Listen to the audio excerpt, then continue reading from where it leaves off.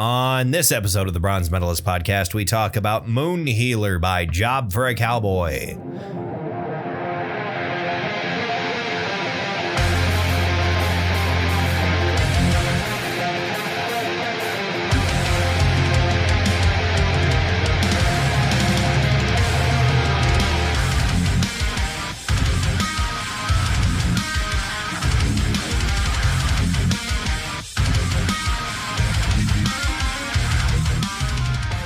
Howdy, everyone. Welcome to another episode of the Bronze Metalist podcast.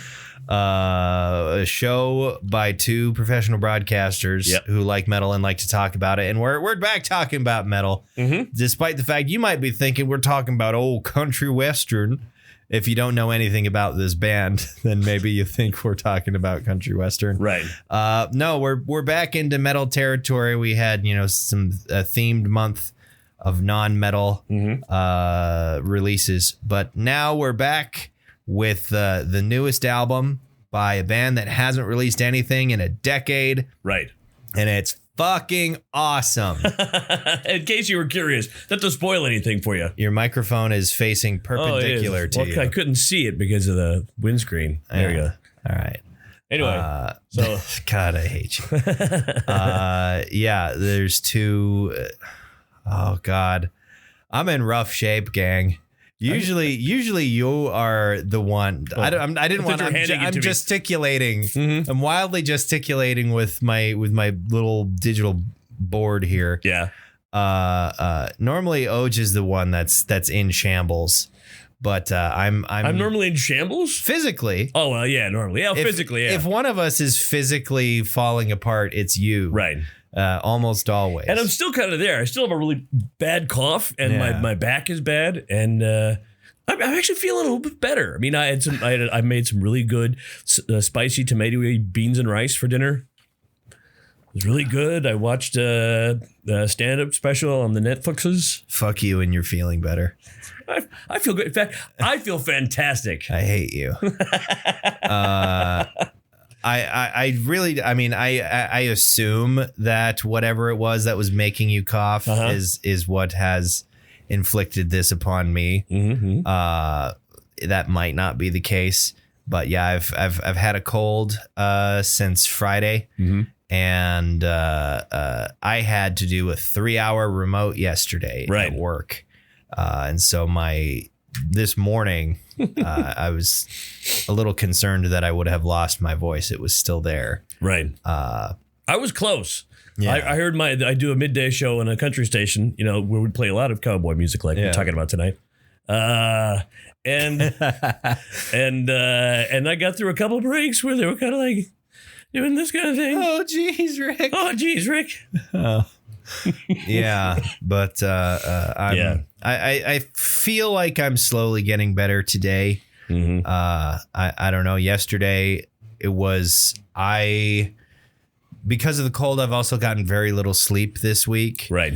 And yesterday I was just like in combination with all the stuff that I had to do. Yeah. And had to sprint home and go eat because we had another remote earlier in the day, and I had to show one of our new DJs how to run a remote. So I had to kind of be there the whole time to make sure things were going all right. Like a lot of times when we have remotes that go over, this is all radio talk. Yeah, this is shop talk here. But like a lot of times when we have a remote broadcast that goes over when I like to take my lunch, I will hand it over to you to keep my day kind of going the way that it goes, because I don't have as much stuff in the afternoon as I used to. Right. So going forward, it's usually less of a problem, but I usually also won't have a 3-hour remote to do at the end of the day as well. Right. But you were going to be sitting down and going to be there late anyway, so I didn't want to make you do anything more than you were already doing. And so it turned into this whole thing, and I sprint home, I eat something, I sprint back up to the station, get out there, and like I felt loopy. Like I was when I was getting ready, I was like, I wonder if I should be driving. Like should have probably taken a lift or something. Yeah, well, because we had the Jeep, had to be there, and so it was a whole thing. I made it through though. Yeah, you did. Once I figured out to stop letting people talk for 5 goddamn minutes. Right.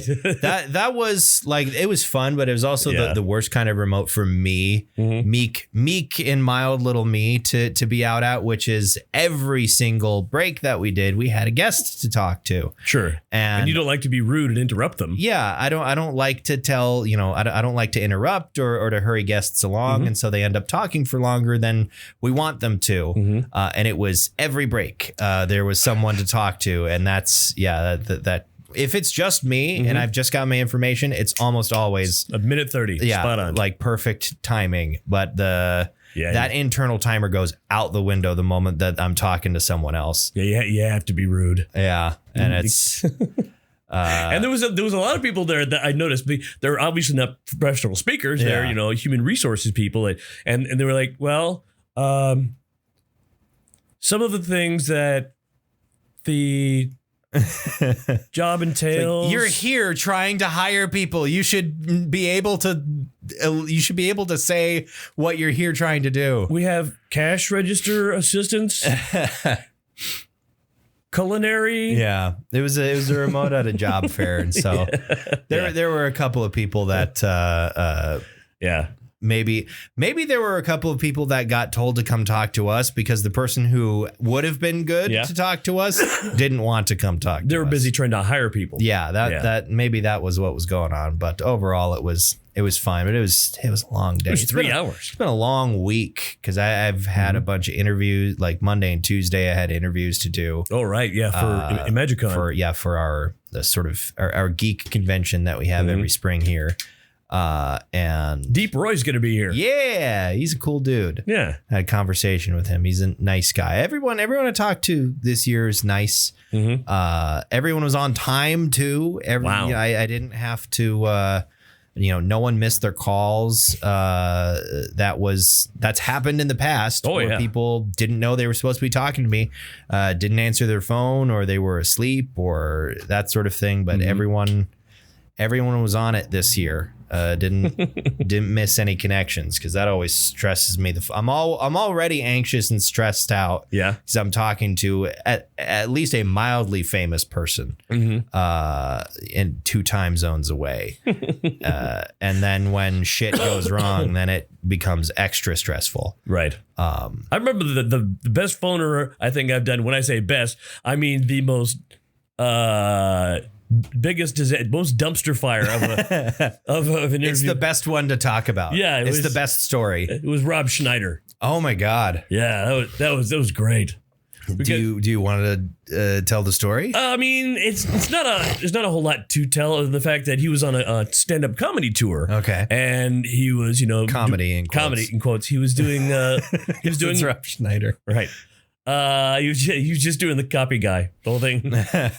He just said you can do it for you can do it. Anyway, he was obviously we bothered him, in doing this interview, and the whole time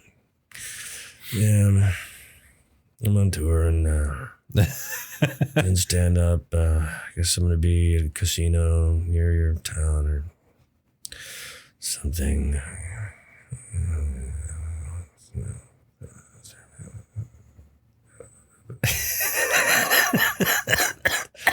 That was the whole thing. That was the entirety of the interview.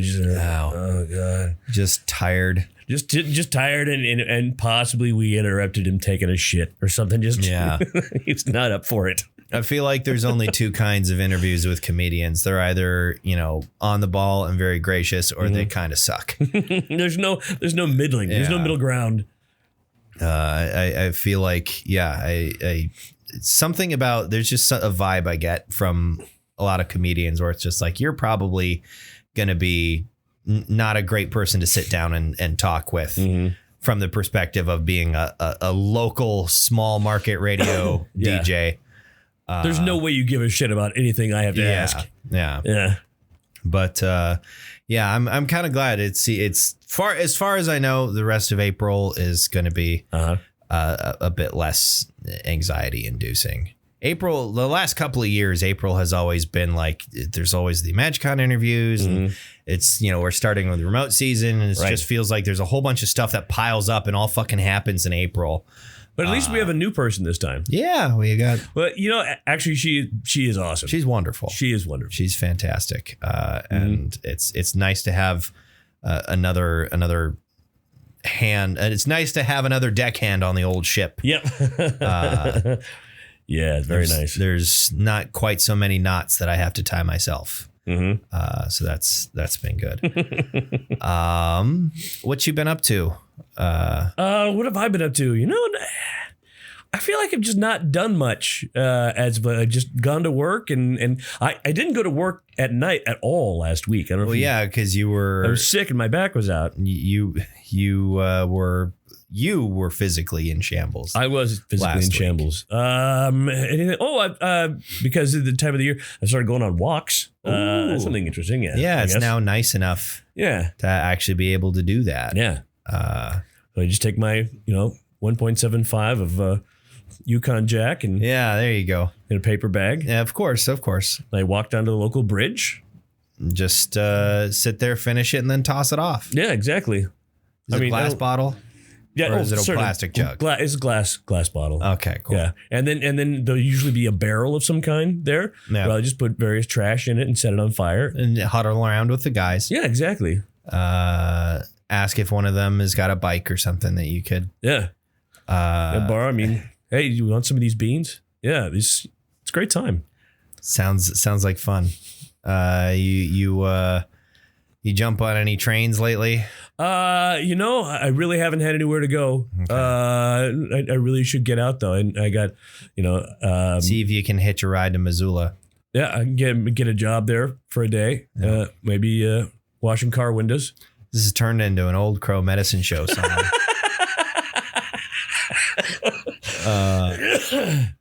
I actually know a woman. You've told me about her. Yeah, she was a hobo. She told me a story about how she got paid for sex one time, and then when he passed out, she robbed him. What the fuck? Why do you what? Why do I make the choices that I do? I don't know. You're asking me. I don't know. You know a lot of interesting people. Yeah. I think from my point of view. Yeah. Like I can say, I know where I like to be. I wouldn't. What am I trying to get at here? I think what I'm trying to say is I like having the group of friends that I have, and we're all we're comfortable, and for the most part we're a lot of my friends are pretty put together. Sure. And no one does anything wild and out there. Mm-hmm. But I guess I like it for you that you have had such a wacky life and met so many of these crazy people that have done even crazier things than you. Right. You seem to have a very full life and lots of rich stories that I don't have. I'm definitely the Ishmael in my story. I mean, hey, you want to talk about crazy things I've done? Not interesting. Wait till you hear about this dude. The crazy things that people I know have done. I maybe there's an element of vicarious living, a little bit of like, that's what that would be like. Right. Because I know where I'm comfortable, and I know that I wouldn't want to associate with all kinds of wacky, crazy people. But it's nice to know that other people have done that, I guess. That was not coherent. No. At all. Are you all right? Dude, I'm not. Well, I mean, you've seen me hacking up along the last couple of days. Yeah. I'm not all right. And it's been so great for me because I started coughing again, and I'm like, oh no, do I have some sort of serious malady? Do I maybe have cancer? Am I coming down with something awful? And then you started coughing. I'm like, it's just some sort of contagious lung infection. Oh yeah. It's fine. Kale's got it. You bastard. I'm glad that I can be some matter of confirmation. Yeah. Here. You're like the canary in my coal mine. Sure. So that means I'm going to die. Probably, but at least they'll know. Yeah. I've been playing Cyberpunk. Yes, I almost bought that because it's on sale right now for like. Yeah. I mean, I don't know. I have to imagine the PS5 version is in pretty good shape. Mm-hmm. I mean, I think it's been in good shape for a while.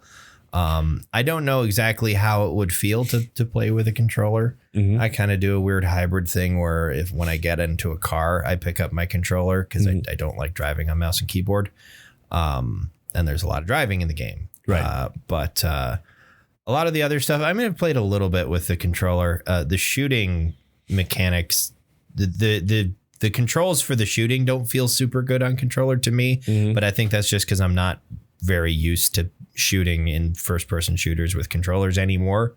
Right. I mean, that's what I grew up with, but it's not what I've been doing for a solid while since I've been having gaming PCs. Right. If anything is like a first person shooter, I've usually been playing it on mouse and keyboard instead. Right. So, but yeah, I enjoyed it when it came out, and when at a time when a lot of other people didn't enjoy it because it was such a buggy nightmare. Right. And I'm enjoying it. I would think even more than I was previously. They've changed the way that some of the like level up mechanics work. A lot more stuff is tied to like your cyberware now to sort of encourage you to invest in, getting, new stuff shoved in your body. Right. And there's also like a lot of the skills, the way that it worked when the game came out is they did the annoying thing I hate in a number of RPGs where like put your skill point here and it'll give you a percentage increase of this thing. And it's like, all right, I mean, yeah, cumulatively that's great, but like you don't feel it ever. Mm-hmm. Like you don't feel like you have a vague notion that you're getting more powerful, but you're not like getting new skills or cool stuff to do. So they added to all of the different skill trees, cool stuff to do. Mm-hmm. One of which is there's an ability they added called Quake, which is if you are using like blunt melee weapons, it's in the body attribute. So if you are using a blunt melee weapon, including your fists, you can slam them down into the ground and it makes a shockwave that like does damage and knocks people over. Nice. And if you do that midair, it's called a superhero landing and it's way more powerful. Nice. And they added melee finishers for a bunch of the different weapons. For the blunt ones, for your fists. The one for the fists is actually kind of horrifying. I think it's specifically for the Gorilla Arms cyberware, which is like you punch more gooder. It replaces your lower arms and they're like cyber fists that punch better. The finisher for those, if they're like facing you, is you squash their head like a grape between your hands. Neat. It's horrifying. Like it's like a finisher that you would see in Doom. Yeah. But it's way more disturbing because it's a human being instead of a grotesque demon. Right. Like all of the finishers in Doom tend to be more comical than disturbing because it's a demon. Yeah, it's a demon. It's not like a human or anything like that. It's like it's a freaky looking monster, and it's fun to see this thing that's supposed to be so menacing and scary get torn apart and kind of look terrified as it happens. But when it's just a guy, it's kind of fucked up. So I kind of don't like doing that one very often. But there's a different finisher where you can you have a choice. You can either tap the button to do the quick finisher where you maybe squash their head, or if you hold the button, you will pick them up and grab them, and then you can throw them at someone else or at the wall, or you can throw them at anything, but most of the time you'll get the most bang for your buck if you chuck them at somebody.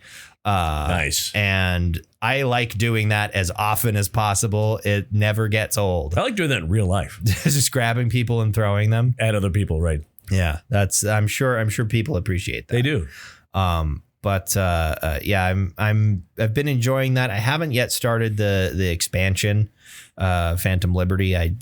I'm trying to figure out when a good time to do that is, because I don't know exactly how it works or like how it ties into the main story or anything like that. The suggestions that I've read is that basically you want to almost kind of finish the main story, not actually finish the main story because that will not allow you to do the DLC, but like get all the way up to the final, like the final main prompt before it will like lock you down and keep you out of the open world, and then start that DLC. So that might be how I do it. But I'm having a lot of fun with Cyberpunk 2077. Nice. It's I think the bones of a great game have always been there, but now there's a lot more flesh on those bones. Nice. It's cyber flesh, but it is still flesh. Can you ever go backwards? What do you mean? Like if you can you uninstall cyberware? Yeah, you can uninstall your cyberware. But then like go back to like flesh parts.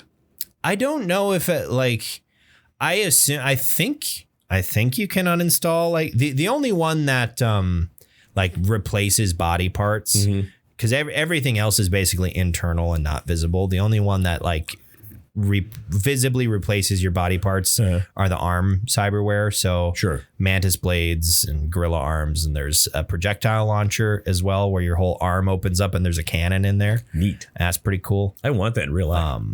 I don't know if monowire filament replaces your whole arms. Seemingly it wouldn't. But there's like arm cyberware that most of them replaces like your entire lower arm. So I don't know what the game does if you remove that. I presume it just goes back to your default fleshy arm bits. You haven't watched any of Invincible yet, have you? I watched the first season. Did you? I have not caught up on the second season. No. Gotcha.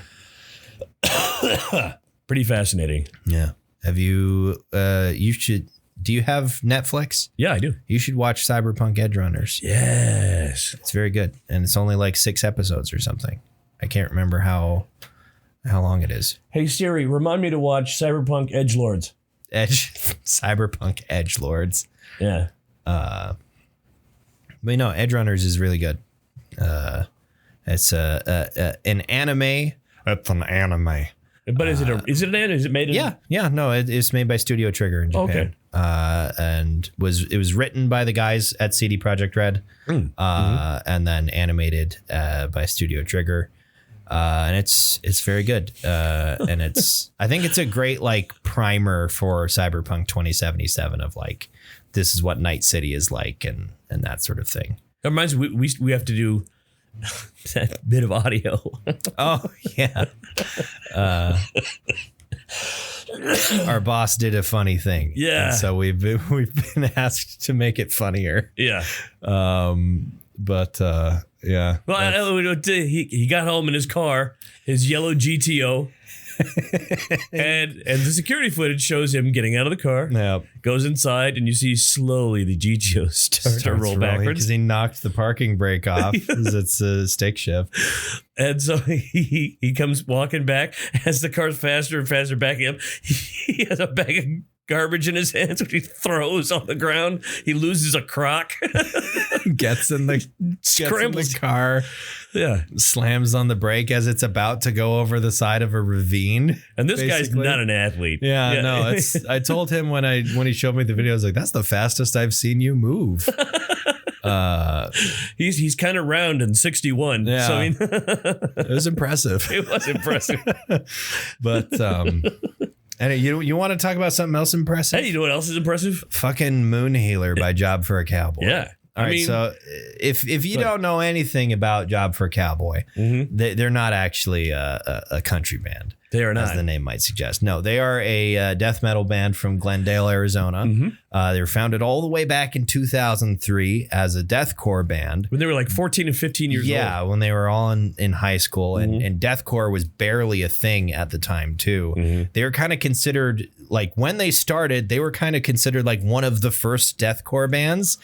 And they were only really in that genre for the length of an EP. It was a very popular EP, and it got it got them a lot of recognition on like MySpace at the time.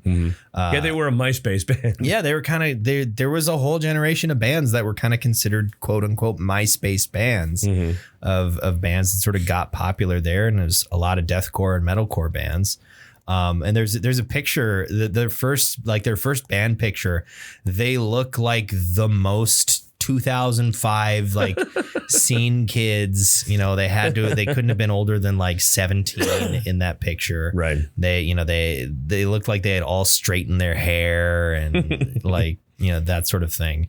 And then there's a great picture that I think was promotional for Sun Eater of how like the caption, I think it's actually on their Spotify page too, this meme where it's like death metal, not even once. Because, however many years later, they look completely different. Johnny's got all kinds of tattoos. His hair's like long. He's beefed up. Right. This is 10 years later after. Yeah. So they started as a deathcore band, and then transitioned for all of their albums after to a death metal band. And their first however many albums, I can't actually remember how many it was. Let me look at how many they've had. Their first let's see, 1, 2, 3, their first 3 albums, so Genesis, Ruination, and Demonocracy, are all kind of I wouldn't call them meat and potatoes death metal, but like sort of a relatively clean, like modern death metal sound. Definitely you can hear like the deathcore influence in there with sort of the way their vocals sound and the way they handled production and that sort of thing. It doesn't sound quite so much like classic death metal, and some technical leanings in there as well. And then in their 4th album, Sun Eater, they leaned heavily into progressive death metal. Yes. And it was a bit slowed down. Like they doubled down on a progressive sort of style. It was slower, almost kind of ponderous. It's a great album, but like it lacks some speed and aggression. And then they didn't make another album for 10 years. Right. So 2014 to 2024, nothing from them. Right. Every once in a while, there'd be some murmurings of like, oh, hey, maybe we're working on some new stuff, or like band members leaving, moving on to other projects, that sort of thing. And then I remember hearing like late last year sometime like, oh, they're working on something else. And then I forgot about it until it just popped up on my Spotify when it came out with Moon Healer. And 10 years later, Jesus fucking Christ. Yeah. Like I don't want to say they didn't miss a beat, because they added more beats in there. Right, they did. Like not missing a beat, I think implies that it's the same as it ever was. It is not. No, I mean, like they definitely are still on the track that Sun Eater put them down.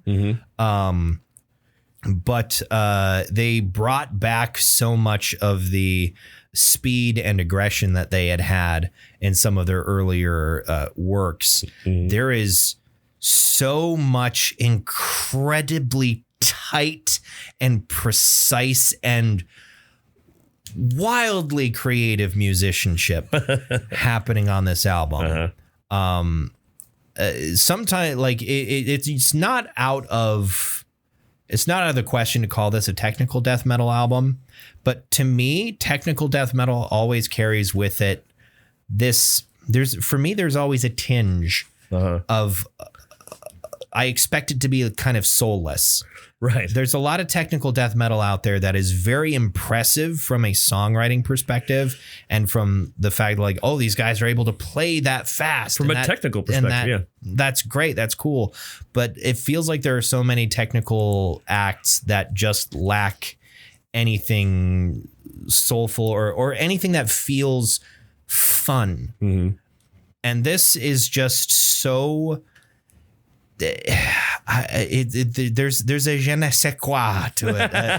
There's just something about it that feels alive, and it's just it's writhing around, and I don't know. It's the everything about it is perfect. I think almost every single bit of it on every level. This is kind of a perfect like death metal album. It's great.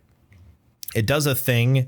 I was talking about this to you earlier today.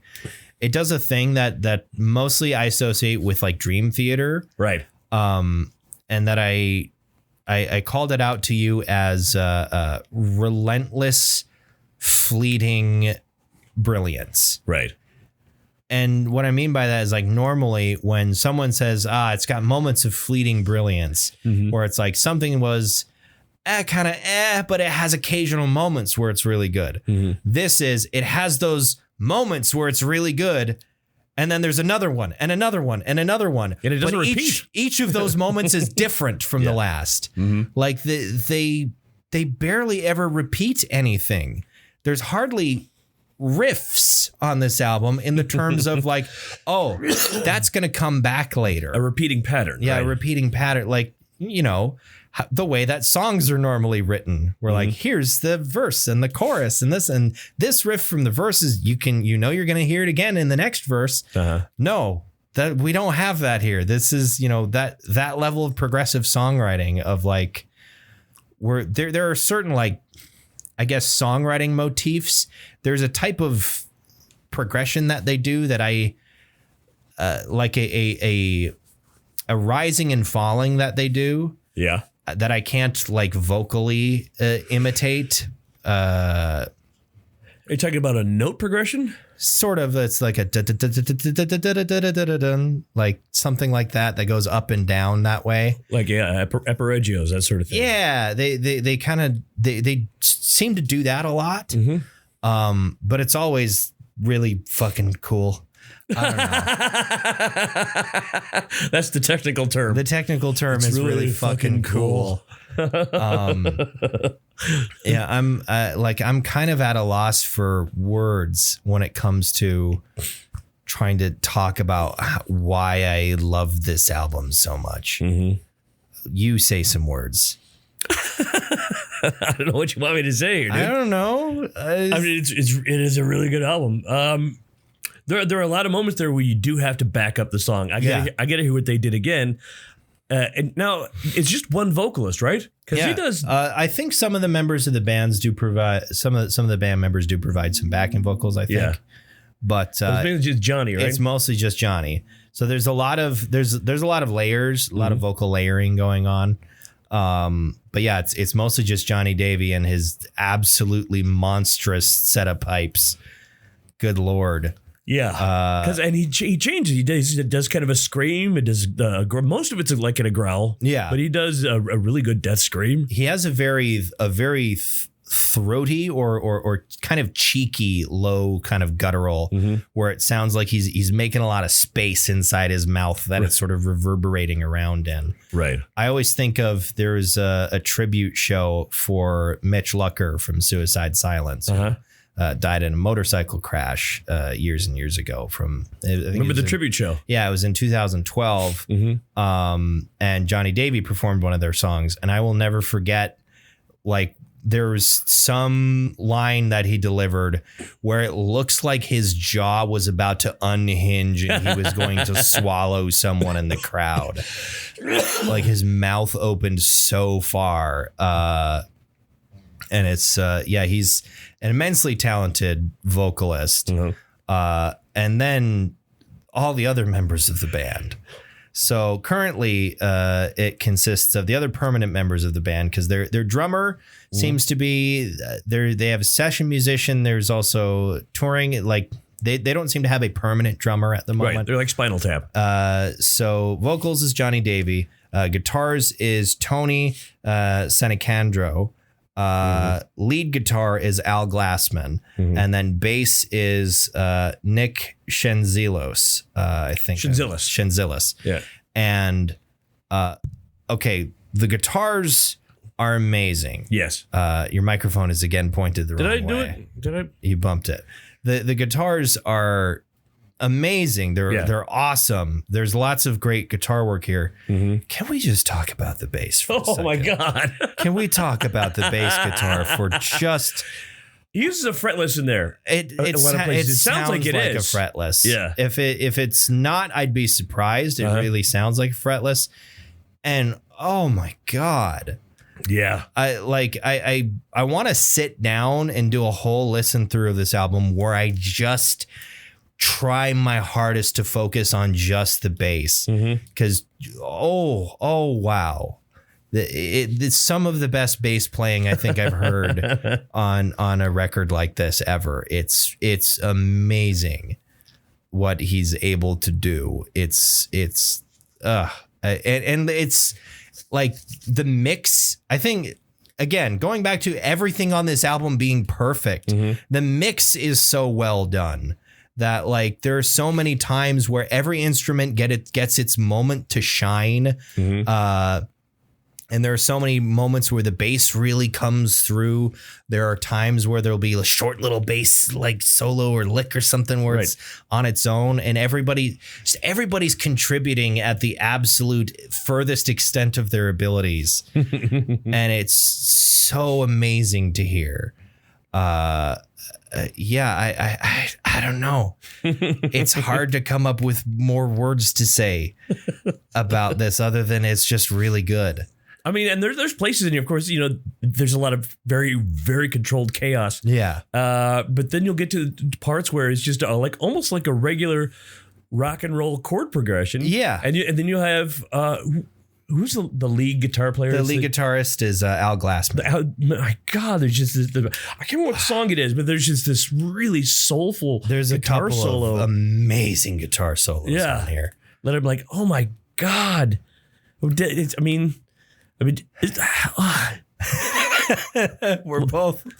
both can't words good because the album's too good. Yeah. Okay. Well, let's move on to some of our criteria here, I guess. Does this album slap? Yeah. That's a stupid question. Yeah. So 5 reviews I was able to gather, came out to 89%, which I think it deserves every percent of. Right. What's your favorite song? Oh God, on this record? Jesus Christ. Yeah, I know that's a hard question to answer. I mean, the opening track and Beyond the Chemical Doorway is fantastic. The one that really caught my attention is Grinding Wheels of Ophrenium. Okay. All right. I also really love the Agony Sleeping Storm. Yeah. That's a great song. I tend to gravitate towards there's one again, it's hard to call it a riff because it doesn't really come back. Yeah. But there's like one motif. There's a moment in Etched in Oblivion that I go back to a lot that just sounds it makes me like my head's going all over the place trying to follow what it's doing. But I think my favorite I have to say is the closers, the Forever Rot. Yeah. That's a great song. There's everything sort of comes together on that song, including a few more of those amazing, really shockingly soulful guitar solos on that track, which I feel like there's certain varieties of death metal out there that have kind of lost it's like they've done away with the guitar solo. Yeah. There's some bands like that's one thing that I feel like has been missing off of the last couple Cattle Decapitation records is they've stopped doing guitar solos. And I feel like they used to have really good solos in there and they've kind of stopped doing them. And I mean, who isn't a sucker for a good guitar solo? But there's some moments on here like like I was feeling pieces of different bands and like feeling out like, okay, where is this new Job for a Cowboy? Where do they fit in like the paradigm of like modern progressive death metal bands that I listen to? Mm-hmm. And they're somewhere between like, I feel them fitting between very neatly between Fallujah and Horrendous. Like they bridge the gap between the two of them, between the really like slick and spacey sounds that Fallujah has, and the more sort of still very progressive, but very much like, you know, rooted in the 90s and rooted in like Chuck Schuldiner-esque songwriting that Horrendous has. Right. Sort of right neatly in the middle, blending the two of them together. Is Job for a Cowboy, and there's two great flavors that taste great together, and they apparently they're already like demoing new stuff. Nice, because I mean, look, if they like they were all involved in other projects over the sort of 10-year decade hiatus for recording, so I imagine that a lot of them have material that they maybe had ready to work on and stuff to bring together. So I don't know how long it's going to be until the next release. I sincerely hope it's not another 10 years. But if it takes 10 years to make another album like this, then so be it. So be it, I guess, because this is really, really, really good. This is fantastic. So if you are a fan of death metal, I really have to recommend Moon Healer by Job for a Cowboy. Fun fact, at one point in her life, Job for a Cowboy was Demi Lovato's favorite band. Yeah, that's one of my favorite little tidbits about Job for a Cowboy. Which, by the way, you know, they regret the name a little bit. Yeah, because it's kind of silly. It's silly, but they're like, it's already gotten notoriety, and plus, you know, anything else they would pick is just going to blend into the rest of the shit. Yeah, it makes them stand out. Yeah, it's like, what the Job for a Cowboy? What the fuck does that mean? Yeah, no, it definitely helps them stand out. It's like Party Cannon with their logo. Right.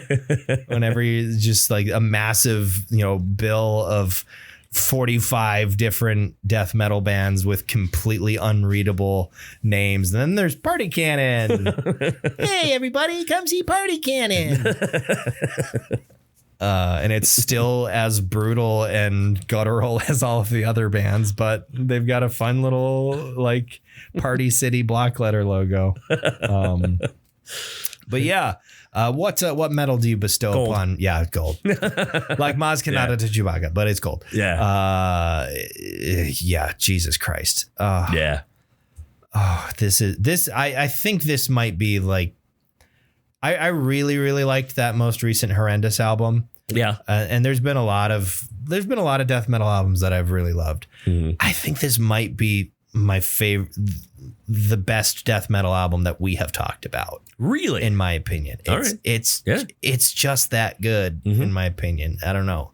It scratches a lot of itches for me. The only itch that it don't scratch is like sad and introspective stuff. But there's plenty of that. There's plenty of that elsewhere. And this delivers so hard on all of the other criteria that I like that it stands head and shoulders above a lot of other things. Yeah. So next week we're gonna kind of stick with sort of progressive, kind of modern, sort of clean sounding stuff, because there is a new album by Era, metalcore band, progressive metalcore band. It's called Cure. So we're going to talk about that next week. It's an album they actually did with The Cure. The Cure, yeah, exactly. Yeah, no, that's not true. But yeah, we'll talk about that next time. So until you hear from us, then go ahead and follow us on Robert Facebook. Smith. Sorry. Don't make me laugh. Sorry. Go ahead and follow us on Facebook or on the website formerly known as Twitter, or just go ahead and subscribe to our feed on whatever service you're using to listen to us right now. Until you hear from us, then why don't you stay safe, stay healthy. That's my radio sign off. Stay safe and stay healthy. You know, it's good advice. And stay tuned is what I have. Stay safe, stay healthy, stay tuned. That's my radio sign off. Oh, God. I'm Kale. Until you hear from us next week, thanks for listening to another episode of the Bronze Medalist Podcast. I'm Kale. I'm OJ. Congratulations.